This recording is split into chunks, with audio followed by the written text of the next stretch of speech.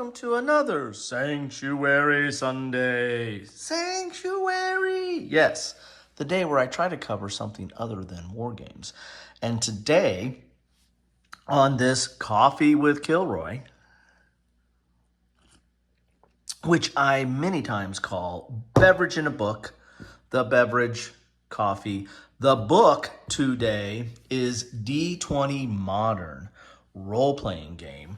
And this is a continuation of my RP Gen or role-playing generic or role-playing universal, whatever you want to call it. It's in my RP Gen playlist down below under role-playing, where I cover just that, generic, universal, core systems which allow you to kind of take wherever you want to take. Do you want to take to space? Do you want to take to fantasy? Do you want to take to historical periods? Do you want to take to spies? Whatever is the case. Now, this one is a little bit somewhat of a genre. It's modern, so this is focusing on modern role-playing, so environments that we are used to seeing today, in everyday living, I guess is the word I'm looking for there. I need some coffee. And this is a fresh pot, so this is hot. So it's not as generic in that, it is trying to set a environment that is based on modern or stuff that we're used to. Now, you can take this to military, you can take this to spies, you can take this to supernatural, maybe into the Cthulhu type realm, or you can take this, maybe take it into space. I mean, so this does, in my opinion, kind of fit more into generic and universal in that it's giving you a modern setting, but it's built in such a way that you can take it other places. And I think it had some source material that did that. So where did this come from? Well, this I think grew out of, and if you can see, it's really based on, once we get into it, Dungeons & Dragons 3.0, I believe, is the edition that this kind of grew out of. And that edition was kind of tied to D20, which was kind of a open source role-playing creative tool or licensing, so that people could use the core system, this D20 system, and then take it to wherever they wanted to take it. But the core system was kind of freely licensed. But then if you wanted to, there were materials that were, owned by like Wizards and others that took it to a more solid base, or had actually published materials that based it around it. So this was D20 Modern. So this was kind of a corollary to D20 or Dungeons & Dragons 3.0 and 3.5, which was a D20 kind of system. But this one really focused on modern and giving you anything in the modern realm. But when we get in this, you'll see that it was relatively generic as well. Play every adventure you can imagine. Experience the thrills of every blockbuster action movie ever, every heart-pounding first-person shooter, and every explosive high-action escape you can dream of. Inside this book, you'll discover everything you need to build an ultimate modern world campaign filled with cinematic adventure and to create the dynamic, man, it's really kind of hard to read this in this font, dynamic heroes needed to face the harrowing dangers that await within. I don't know, I'm a little off on the font here. I read a lot through my camera on these, and so it makes it kind of tough when they use kind of dark font on gray background. For players and game masters, this product is compatible with Dungeons & Dragons role-playing game and other D20 system role-playing games. There you have it. So let's get inside this, because you want to see what this is, and you don't want me to read off the back of a book and butcher it as I did. So this is a complete D20 system. So you're going to have all the character generation, you're going to have characteristics, you're going to have classes, you're going to have skills, you're going to have feats, you're going to have equipment, you're going to have Advanced characters, you know, which in D&D was like 3.0 was like prestige characters, but now they're, I think, called advanced characters. So, I mean, this has got everything in it. So there's your introduction that's kind of talking about this world. And I picked this up. This was published, I think, like in the early 2000s, I think, is when D20 Modern came out. I'm not sure when this issue came out. I did not pick it up at that time. Let's see. This is copyright. First printing November 2002. So this was 2002. I don't think I picked it up then. I think I picked this up in I might have picked this in the teens, like 2010, 11, 12, 13. Somewhere around that time frame, and I probably picked this up at a bargain because it was, you know, going out of fashion. So I don't know if you can still get this. This is in excellent condition. As I said, I think I picked this up. I don't know where I picked this up. I either got it at a bookstore, a game store, or online somewhere. But it's excellent condition. But it was well after its prime, and I really don't know if you can pick this up now. But if you can find a book, here's what you're going to find inside. So the world we live in provides a stage for all sorts of action-adventure stories. These tales of cops and robbers, spies, and other forms of modern action constantly play across the myriad forms of entertainment, TV, movies, novels, comic books, computer games, and more. Why not then open up a field of tabletop role-playing via the D20 system? So that's what this is about. So this will also not only go in my RP Gen, but it'll go in my RP Spy, because there's quite a bit of spy adjacent stuff in here as well.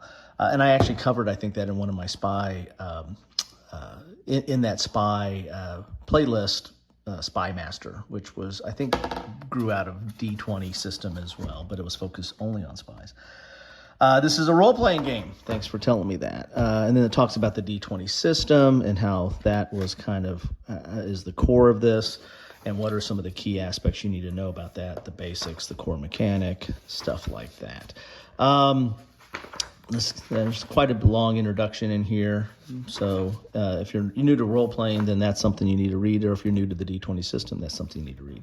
Then you get the characters. As you're going to see here, the characters are relatively generic, or at least the classes are relatively generic. I mean, you're going to be breathing life into the characters as you would in any role-playing game.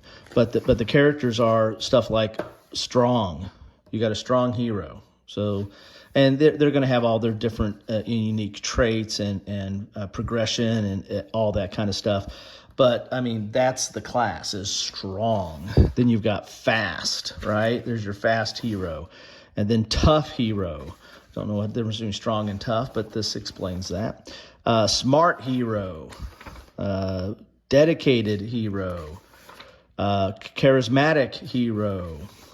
And so, as you can see here, relatively, generic from the core, so you can take these in a lot of different directions. It's really for modern, but these characters could serve as a base to take this in a lot of different directions.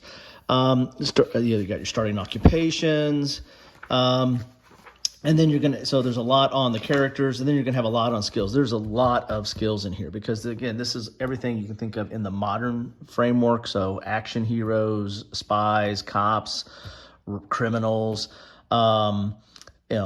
anywhere you want to take that, there's a lot of skills all focused on modern in here. So several pages, and there's a large skill chart right there. Several pages on skills. And so this actually is an interesting book to kind of serve as a guidebook if you're wanting to create your own environment or modern-based type game. There's a lot of good source material here. That's really why I picked this up, really for kind of the references and the source stuff in here. So quite a bit of stuff on skills, and if you're familiar with the 3.0 D&D system, then there's going to need to be feats. And so there's quite a bit of feats in here as well. Lots of feats, several pages of feats. Then we're going to get into the equipment. Of course, everything is going to be based on modern type equipment. Get in here. Fingers are sticky. Or the pages are sticky. Sticking together. Let's put it that way.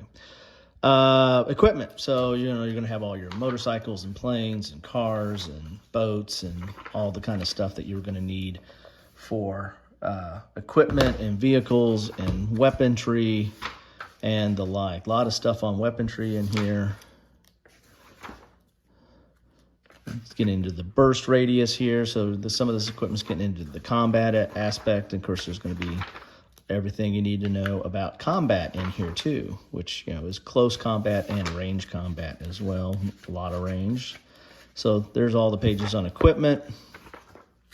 Then we get into combat, which has quite a bit on that, of course. This isn't your typical D&D dungeon slasher. This is, you know, close combat, but also, you know, sneaking and shooting and sniping and all that other kind of stuff. There you go, some of that right there. And you can see this is kind of a, and 3.0 was, it felt a little bit like a miniatures game. Of course, D&D grew out of kind of miniatures combat, medieval miniatures combat. And so there's always been a theme of that, or a constant strain of that throughout D&D role-playing games, is this miniature feel to it, at least in the combat side of things. Then you get these advanced classes, and there's quite a few advanced classes in here. And these would be like the prestige classes from D&D, and here they are, the advanced classes. The martial artist, the gunslinger, the infiltrator, daredevil, bodyguard, field scientist. This is the techie, or techo, or techie. Here is your field medic, your investigator, your personality. Okay, I'm not sure what that one was. The negotiator, which reminds me of a great game, Hostage Negotiator, but I don't want to get off the trail here. Then the little bit of stuff about being a game master in here. And then you got friends and foes. So this is, you know, like your NPCs and what have you. A lot on that. Quite a bit on that, actually. And then you got your campaign mode. Oh, look at that. I don't see that every day. Is that a friend or a foe? So anyway, a lot of stuff in here. I mean, this is, at the very least, if you can get this cheap, which I did, then this is a great source material. There's a lot of FX abilities. Read up what that is. There's a lot of stuff in here. You know, it's all based on modern, but, you know, it could be a good core to take your adventure if you wanted to go into, you know, a horror type theme, or Cthulhu. Cthulhu's normally done like in the 20s and 30s, but heck, you can have modern day Cthulhu and horror type stuff. Definitely a good basis for spy type stuff. You know, could take it into, you know, extra dimensional type stuff, or be a launching point into, you know, space or back in time or time travel. There's a lot of ways you can take modern into other and explore other avenues with it. That's one reason I put this in my RP Gen type ability, so playlist. So what is FX abilities here? Oh, these are like spells. Okay. So there you go. So you are getting some fantasy here. This is probably what, spells and psionics, maybe? I don't know. Anyway, there you have it. So it's already taken inside this book. It's going beyond modern right there. So imagine the timing of all that. Anyway, there you have it. That is D20 modern. I found this interesting. If you like the Dungeons & Dragons 3.0 or 3.5 or Pathfinder, I think builds on this, and the whole skills and feats and all that other stuff that is based on the D20 basic system or core system, then this is a good to pick up if you want to explore the modern space or build something with a modern being the core of that. Anyway, that's what I have for you today. Thank you so much for stopping by. I'd love to know your thoughts on this, or on D20, or on any of the other offshoots of that, or Dungeons & Dragons, Pathfinder, anything you want to talk about. Just keep it civil. Let me know how you've used this, if you've used it. Love to hear about it, and enjoy your coffee or whatever you're drinking and the rest of your day. Take care.